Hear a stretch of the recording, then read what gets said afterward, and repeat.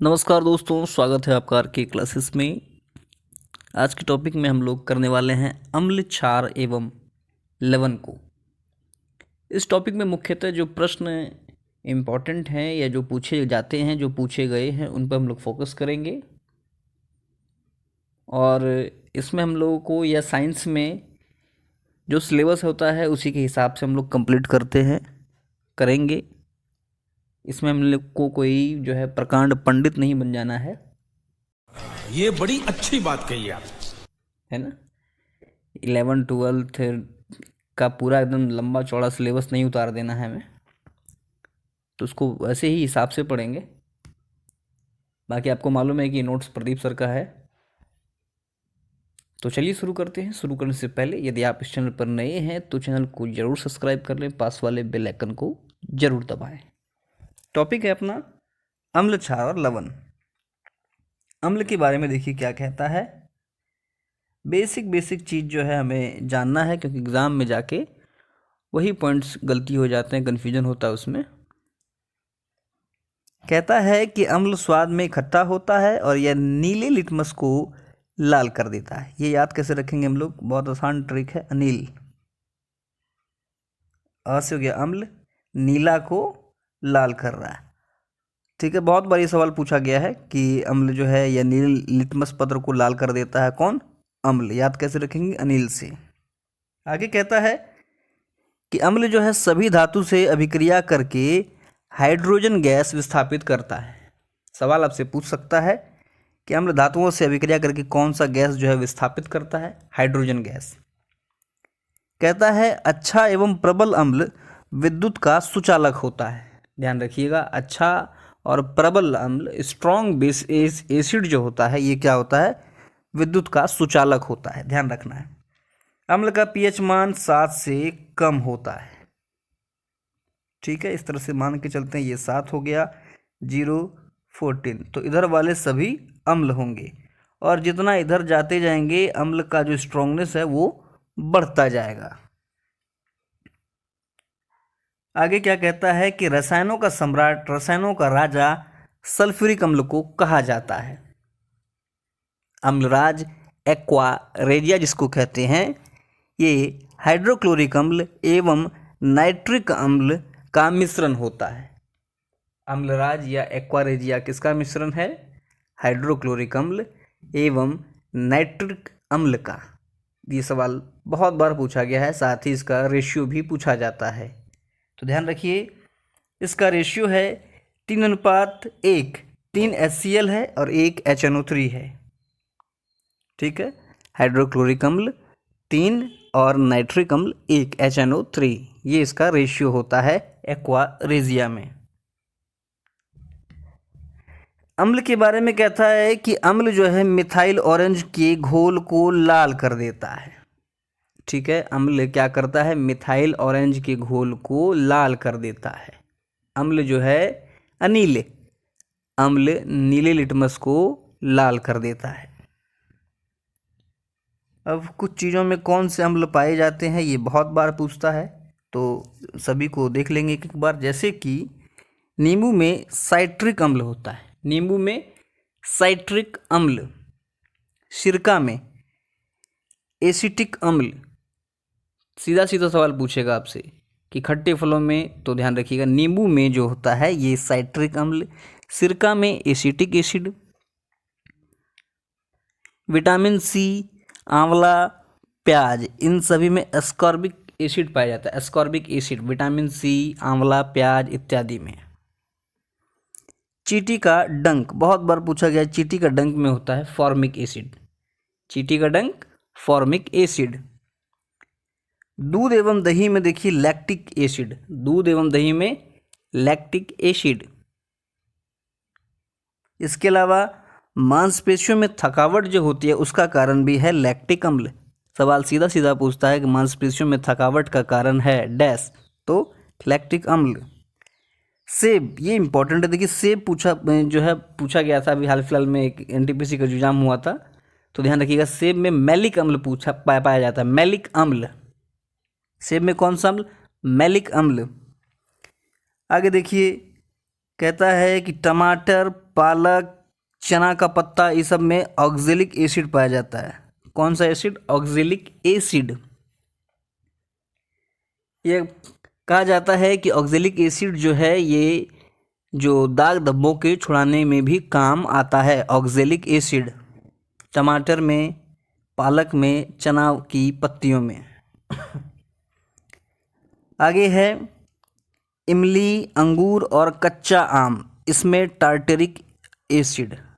बहुत बार सवाल पूछा गया है कि इमली में कौन सा अम्ल पाया जाता है, तो ध्यान रखिएगा, इमली में, अंगूर में, कच्चा आम में टार्टरिक एसिड। Tartaric acid.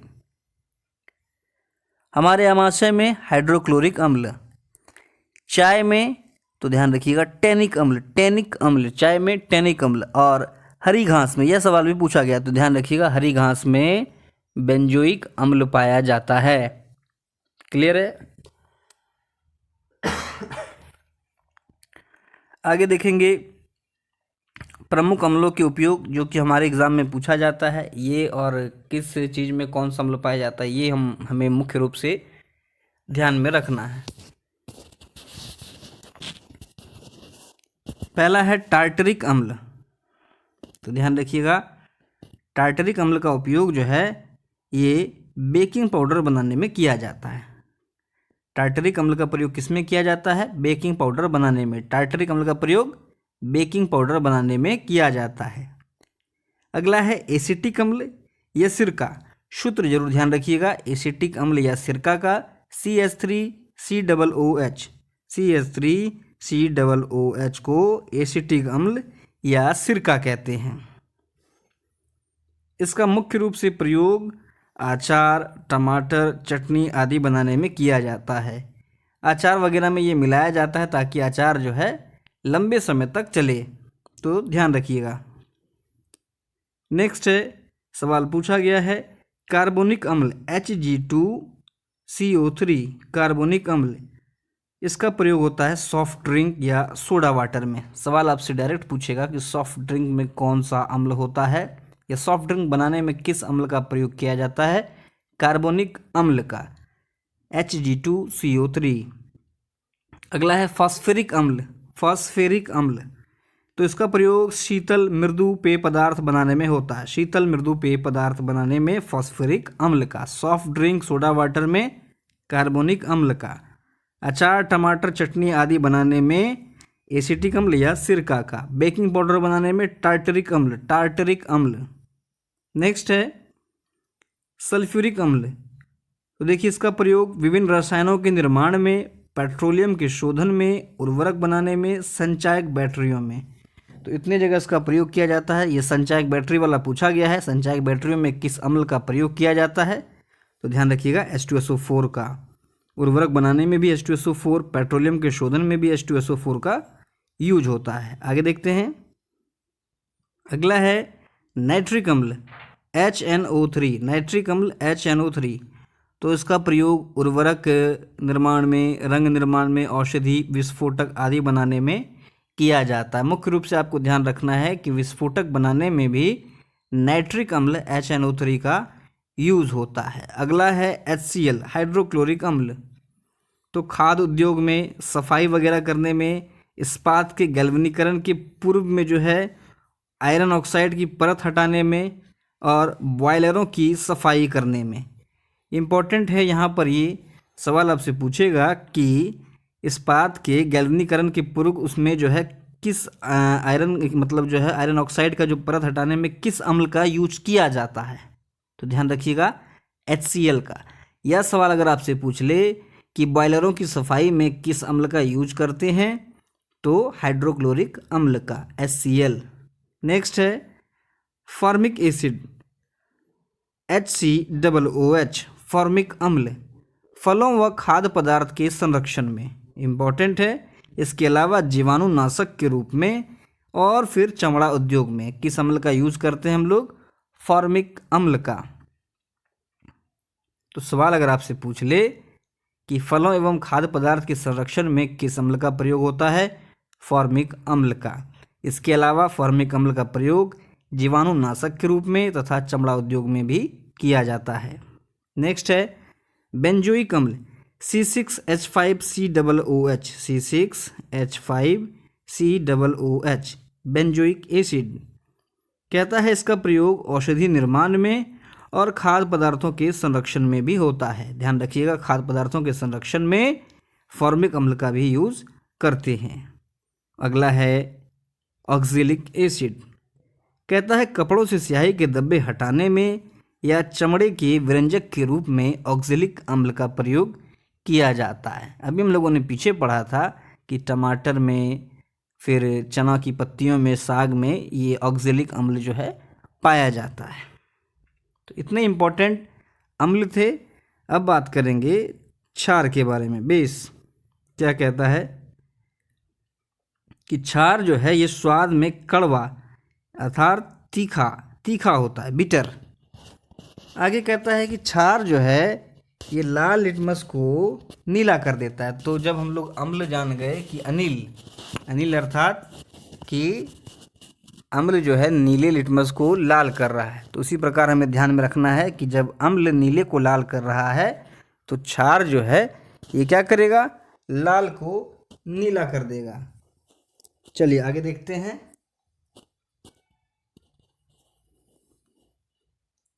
एक सवाल देखिए पूछा जाता है कि क्षार जो है मिथाइल ऑरेंज को पीला कर देता है। ध्यान रखिएगा, वहाँ हम लोगों ने देखा था कि लाल कर रहा था मिथाइल ऑरेंज को। यहाँ पर कहता है क्षार जो है मिथाइल ऑरेंज को क्या कर रहा है, पीला। इम्पॉर्टेंट है। फिर कहता है क्षार का पीएच मान जो है ये 7 से अधिक होता है। MgOH2 को मिल्क ऑफ मैग्नीशिया कहा जाता है। ये पीछे भी कई बार आ चुका है, ध्यान रखिएगा, एग्जाम में भी बहुत बार आ चुका है। मिल्क ऑफ मैग्नीशिया का सूत्र MgOH2, मैग्नीशियम हाइड्रोक्साइड। आगे कहता है कि सोडियम एवं पोटासियम महत्वपूर्ण क्षार है, जैसे कि सोडियम हाइड्रोक्साइड NaOH और पोटेशियम हाइड्रोक्साइड KOH, ये क्या है, तो महत्वपूर्ण क्षार है। आगे कहता है कड़वापन की हम लोग बात कर रहे हैं, बिटर। तो मिर्च का कड़वापन कैप्सिन के कारण होता है। मिर्च का कड़वापन का क्या कारण है, कैप्सिन। फिर कहता है करेले का कड़वापन करेनशिया के कारण होता है। करेनशिया, क से करेला, क से करेनशिया, ध्यान रखिएगा। करेनशिया, करेला अगर आप जो है कच्चा खा जाएंगे तो नाश हो जाएगा। करेनशिया मतलब स्वाद का नाश हो जाएगा। नेक्स्ट कहता है नीम का कड़वापन एजार्टिका के कारण होता है। एजार्टिका, तो ध्यान रखिएगा, नीम का कड़वापन एजार्टिका, करेले का कड़वापन करेनेशिया, मिर्च का कड़वापन कैप्सिन के कारण। वहीं आगे कहता है कि प्याज एवं लहसुन का कड़वापन सल्फर के यौगिकों के कारण होता है। तो सवाल अगर आपसे पूछ ले कि प्याज एवं लहसुन का कड़वापन किस कारण से होता है, तो इनमें देखिए सल्फर के यौगिक पाए जाते हैं। करेले का करेनेशिया, मिर्च का कैप्सिन और नीम का एजार्टिका। अर्हेनियस का सिद्धांत देखते हैं। सीधा सीधा सवाल पूछा गया है, पहले बहुत एग्जाम में पूछा गया है। अर्हेनियस के सिद्धांत के अनुसार कहा गया है कि वह यौगिक जो जल में घुल करके H+ आयन बनाता है उसे अम्ल कहते हैं। ध्यान रखिएगा, किस सिद्धांत के अनुसार जो है ये, किस सिद्धांत के अनुसार ये कहा गया है, या ये सिद्धांत है कि वह पदार्थ जो जल में घुलकर H+ आयन देता है अम्ल कहते हैं। तो ये है अर्हेनियस का सिद्धांत। वहीं जो जल में घुलकर OH आयन बनाता है उसे क्षार कहते हैं, ध्यान रखिएगा। इसके अलावा और एक दो सिद्धांत है, जैसे ब्राउस्टेड एवं लॉरी के सिद्धांत के अनुसार कहा गया है कि जो प्रोटॉन प्रदान करता है उसे अम्ल कहते हैं, एवं जो प्रोटॉन को ग्रहण करता है उसे क्षार कहते हैं। तो दो सिद्धांत अभी तक हम लोगों ने देखा। अर्हेनियस ने क्या कहा था कि वह पदार्थ जो जल में घुल करके H+ आयन देता है उसे अम्ल कहते हैं, जबकि वह पदार्थ जो जल में घुलकर OH जो है ऋणायन बनाता है उसे क्षार कहते हैं। फिर ब्राउस्टेड एवं लोरी ने क्या कहा कि जो प्रोटॉन प्रदान करता है उसे अम्ल कहते हैं, जबकि जो प्रोटॉन को ग्रहण कर लेता है उसे क्षार कहते हैं। नेक्स्ट है लुईस का सिद्धांत। कहता है लुईस के सिद्धांत के अनुसार जो इलेक्ट्रॉन ऑफ लोन पेयर को ग्रहण करता है उसे अम्ल कहते हैं। इस तरह से आपने देखा होगा, ये डबल डॉट को कहते हैं लोन पेयर। तो जो उस लोन पेयर इलेक्ट्रॉन के लोन पेयर को ग्रहण कर लेता है उसे अम्ल, और जो त्याग देता है उसे क्षार कहते हैं। ध्यान रखिएगा, ये तीनों स्टेटमेंट देके पूछ सकता है कि किसने ये कहा था। तो आर्हेनियस, ब्राउस्टेड एवं लोरी और लुईस का सिद्धांत। क्लियर है? तो याद कैसे रखेंगे इसको? आर्हेनियस में बात हुई थी H+ और OH- की। वहीं पर ब्राउस्टेड एवं लोरी में प्रोटॉन की बात हुई थी। एक प्रोटॉन दे रहा है और एक प्रोटॉन जो है ये ले रहा है।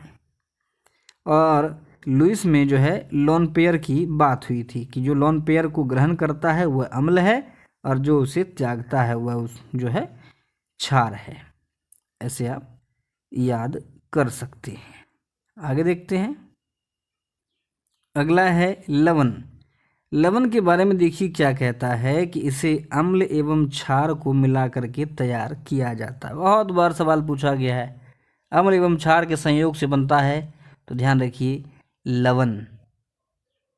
बात करें सामान्य लवण की तो वैसा लवण जिसके पास हस्तांतरण करने के लिए ना तो H+ आयन रहता है और ना ही OH आयन रहता है, इस प्रकार के लवण को सामान्य लवण कहते हैं। अब देखिए सवाल आपसे पूछ सकता है कि सामान्य लवण में हस्तांतरण हेतु OH आयन की संख्या रहती है डैश। तो ध्यान रखिएगा, ना तो H+ रहेगा ना OH रहेगा। जिस लवण में, उस लवण को ही सामान्य लवण कहते हैं। प्रमुख उदाहरण देखिए, या आपको ऐसे भी सवाल पूछ सकता है कि निम्न में से सामान्य लवण हैं डैश। तो ध्यान रखिएगा NaCl, KCl, Na2SO4, CaSO4, ये सब जो हैं सामान्य लवण के उदाहरण हैं। घटना चक्र में आपको यह प्रश्न मिल जाएगा कि सामान्य लवण के प्रमुख उदाहरण हैं क्या क्या। तो ध्यान रखिएगा NaCl, KCl, Na2SO4, CaSO4। अब बात करेंगे अम्लीय लवण की। कहता है वैसा लवण जिसमें हस्तांतरण करने के लिए कम से कम एक H+ आयन मौजूद रहता है उसे हम लोग सामान्य लवण, माफ करें, उसे अम्लीय लवण कहते हैं। सामान्य लवण में हम लोगों ने देखा था कि वह पदार्थ जिसके पास ना तो H+ आयन हो ना OH आयन हो कि वह ट्रांसफ़र कर सके, तो उसको हम लोगों ने कह दिया सामान्य लवण। वहीं अगर बात करें अम्लीय लवण की तो कहता है कि वैसा लवण जिसके पास कम से कम एटलीस्ट जो है एक H+ आयन हो, तो ऐसे लवण को अम्लीय लवण कहते हैं। अब ध्यान रखिए NaHCO3, NaHSO4, NH4Cl, ये सब प्रमुख जो हैं अम्लीय लवण हैं। वहीं अगर बात करें क्षारीय लवण की तो देखिए क्या कहता है कि वैसा लवण जिसमें हस्तांतरण करने के लिए कम से कम एक OH रहता है उसे हम लोग क्या कहते हैं? क्षारीय लवण कहते हैं। ध्यान रखना है कि अम्ल में H+ है, क्षार में OH- है। इसका एग्जाम्पल देख लीजिए MgOHCl, CuCO3, Na2CO3, ये सब प्रमुख क्या है? क्षारीय लवण है। नेक्स्ट है द्विक लवण। द्विक लवण के बारे में देखिए क्या कहता है कि वैसा लवण जो सामान्य लवण के द्वारा बना होता है उसे द्विक लवण कहते हैं। अर्थात कोई एक ऐसा लवण है जो कि दो सामान्य लवण से बना हुआ है। सामान्य लवण क्या था? तो ऐसा लवण जिसके पास ना H+ हो ना OH- हो हस्तांतरण के लिए। तो ऐसे जब दो लवणों को मिला देंगे तो किस लवण का निर्माण होगा? द्विक लवण का। उदाहरण देखिए पोटास एलम या फिटकरी, मोहर साल्ट। सवाल पूछा गया है कि निम्न में से द्विक लवण है डैश। तो ध्यान रखना है फिटकरी और मोहर साल्ट। फिटकरी का सूत्र भी आप ध्यान रख सकते हैं K2SO4Al2SO4 whole 3 into 24 24H2O, K2SO4Al2SO4 whole 3 into 24H2O। वहीं मोहर साल्ट की बात करें तो FeSO4NH4SO4 होल 2 6H2O। इसको आप एक दो बार देख लीजिएगा ना, तो इसको पूरा परफेक्ट याद नहीं करिएगा, लेकिन फिर भी जो आपको पकड़ में आ जाएगा। K2SO4Al2SO4 whole 3 24H2O, FeSO4NH4SO4 whole 2 6H2O। तो ये जो है फिटकरी और मोहर साल्ट कैसा लवण है? द्विक लवण। अगला है मिश्रित लवण। क्या कहता है कि वैसा लवण जिसका निर्माण दो अम्ल एवं एक क्षार या एक अम्ल दो क्षार की प्रतिक्रिया से हुआ है, उसे मिश्रित लवण कहते हैं। अर्थात अगर दो अम्ल प्लस एक बेस हो या दो बेस हो एक अम्ल हो, तो इस प्रकार के बने लवणों को क्या कहते हैं? मिश्रित लवण। एग्जाम्पल बहुत महत्वपूर्ण है ये, इसका उदाहरण है मिश्रित लवण का CaOCl2 विरंजक चूर्ण। विरंजक चूर्ण कैसा लवण है? तो मिश्रित लवण है। सवाल आपसे पूछ सकता है कि फिटकरी या मोहर साल्ट कैसा लवण है? तो ध्यान रखिए ये दोनों द्विक लवण है, द्विक लवण। और ये कैसे बनते हैं द्विक लवण? तो दो सामान्य लवणों के बनने से। बात करें pH वैल्यू का, तो पहला ही सवाल इम्पोर्टेंट है। कहता है इसकी खोज सोरेनसन नामक वैज्ञानिक ने की थी। pH की खोज किसने की थी? सोरेनसन नामक वैज्ञानिक ने। कहता है pH के मान के द्वारा किसी विलयन में हाइड्रोजन आयन की उपस्थिति का निर्धारण किया जाता है, जो कि ये देखिए ये हो गया उदासीन। अगर इधर आए हम लोग तो अम्लता जो है बढ़ती जाएगी, और इधर जाएं तो क्षार का गुण जो है ये भी बढ़ते जाता है। कहता है उदासीन जल का pH मान 7 होता है। अर्थात किसी चीज़ का अगर मान 7 हो तो वह क्या होगा? उदासीन होगा। ठीक है। यह विद्युत का कुचालक होता है उदासीन जल, लेकिन यदि इसमें कुछ अशुद्धि मिला दें तो यह सुचालक हो जाता है। अब है कुछ पदार्थों का pH मान, जो कि एग्ज़ाम में बड़ी मात्रा में पूछा जाता है, तो इस चीज़ को भी हमें ध्यान में रख लेना है। जैसे कि HCl, सांद्र HCl, इसका pH मान 0, तनु HCl pH मान 1, सांद्र का 0, तनु का 1। अमाशय में जो हमारा पाचक रस है इसका होता है 1.5, नींबू रस 2.5, शराब 3.5, सिरका 4। तो इन सभी चीज़ों को हमें ध्यान में रखना है, क्योंकि ये सवाल पूछा जाता है डायरेक्ट, दरोगा में तो खास करके। सांद्र HCl 0, तनु HCl 1, अमाशय में 1.5, नींबू का रस 2.5, शराब 3.5, सिरका 4। फिर देखिए बियर का जो है 4.5, कॉफ़ी में 5, शीतल पेय पदार्थ कोक वगैरह ये 5.5, दूध 6.5, आशुत जल 7।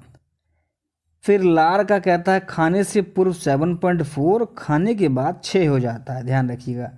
और रक्त का भी जो है, रक्त कैसा है? क्षारीय द्रव है। रक्त का pH मान बहुत बार एग्जाम में पूछा गया है 7.4, अंडा का 7.7, मानव मूत्र जो है 6.8 अम्लीय होता है। दंत मंजन जो कि ये कैसा होता है? तो इसका 8 होता है, 8। खाने का सोडा 8.5, धोवन सोडा 9, सोडियम हाइड्रोक्साइड NaOH 14 होता है, इसका ध्यान रखिएगा, इंपॉर्टेंट है। फिर है मैग्नीशियम हाइड्रोक्साइड 10.5, बिहार दरोगा में पूछा गया था ये क्वेश्चन। तो इतने पदार्थों का अम्ल मान हमें ध्यान में रखना है। मुख्य रूप से अम्ल का क्या गुण है, क्या यूजेज है, हम लोगों ने देखा। क्षार का यूज, क्षार किसे कहते हैं, वो हम लोगों ने देखा। फिर लवण के बारे में चर्चा की और सभी का pH मान देखा। ये इम्पॉर्टेंट फैक्ट्स थे जो कि हम लोगों ने अम्ल क्षार लवण में पढ़ा। उम्मीद है कि आपका अच्छे से रिवीजन हुआ होगा। बाकी इसका PDF जो है टेलीग्राम चैनल पर मिल जाएगा, उसको आप ज्वाइन कर लें। वीडियो अच्छा लगा तो लाइक और शेयर ज़रूर करें। मिलते हैं अगले लेक्चर में, तब तक के लिए।